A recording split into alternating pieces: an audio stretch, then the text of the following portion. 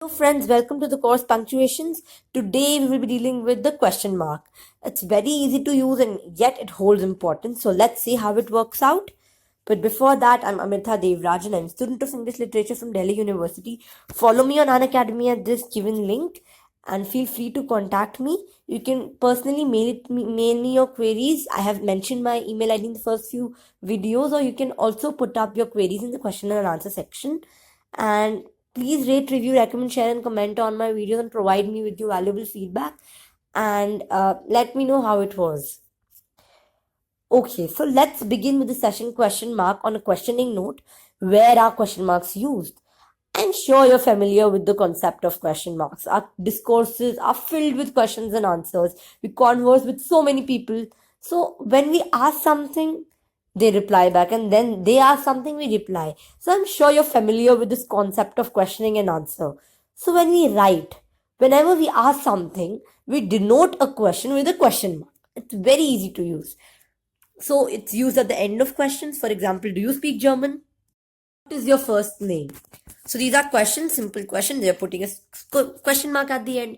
Whenever you use a sentence, I've told you to put a full stop at the end. So it's simple.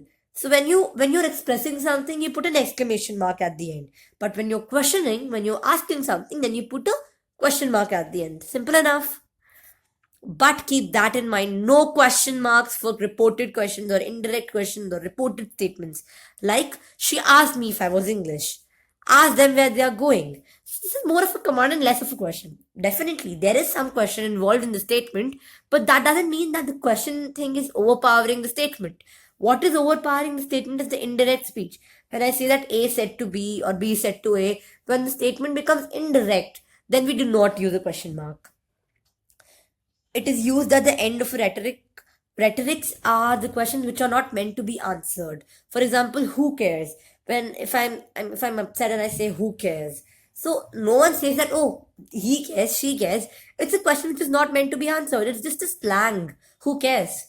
Right. So whenever rhetorics come up, you have to use a question mark, but keep that in mind. Don't answer that question. It will become funny. So use question marks at the end of rhetorics. Question marks are not used at the end when we make a request. For example, if I say, will you please leave the sausages until later? Well, I am asking a question, but I'm making a request. So whenever you see that someone is making a request, do not put a question mark. Used at the end of tag questions like, you speak Tamil, don't you? Your dog is brown, isn't it? So these are tag questions. When you say something, when you state a statement and then you say, aren't you? Is it? Will you? May? Can you? So these are tag questions. So at the end of a tag question, you will be putting a question mark. Use a question mark after each question in the series. Well, there are times when a statement or a line or a sentence is filled with questions. Like, do you want to eat pizza, pasta, burger? So in this statement, I've asked 3 questions. So at the end of every question, I will be putting a question mark, right? So another example could be, where are you going? With whom? When will you be returning? So 3 questions in a line. So at the end of every question, at the end of whom, at the end of when will you be coming, I will be putting a question mark. Moving on, well, this is a basic structure. Whenever you read something, if it is giving a gist of how, when, what, where, who, and why, I'm sorry, I forgot to mention why also.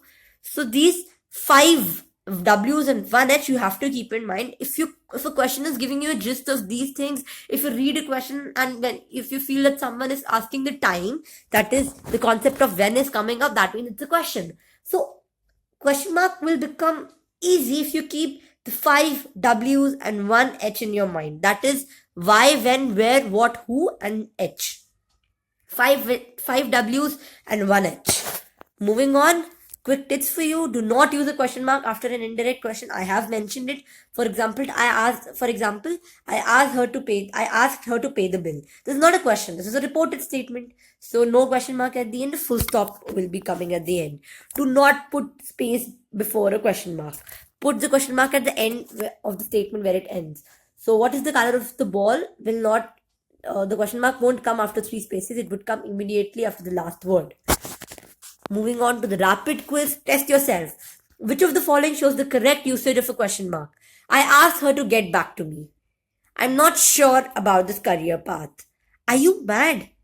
Well, now let's decode this, but I would want you to pause and think about it and then uh, resume it and then follow me with the answer. So I asked her to get back to me. Well, I told you this is an indirect statement, indirect question, so no question mark will be used here. So this is wrong. I'm not sure about this career path. Two things are wrong here. A question mark is never put into a bracket. And also, if you're unsure about something, doesn't mean that you're putting a question mark at the end. You're just telling someone that I'm not sure about this. So, again, the wrong usage of a question mark. And then, obviously, this one is right. Are you mad? So, I'm asking someone that, are you mad? Well, I'm sure you must be using the statement everywhere with your friends. So, this is the right answer. If you've got it right, well enough. But if you haven't, please get back to me. I'm there at your service. So the session ends here, guys. Thank you. Have a nice day.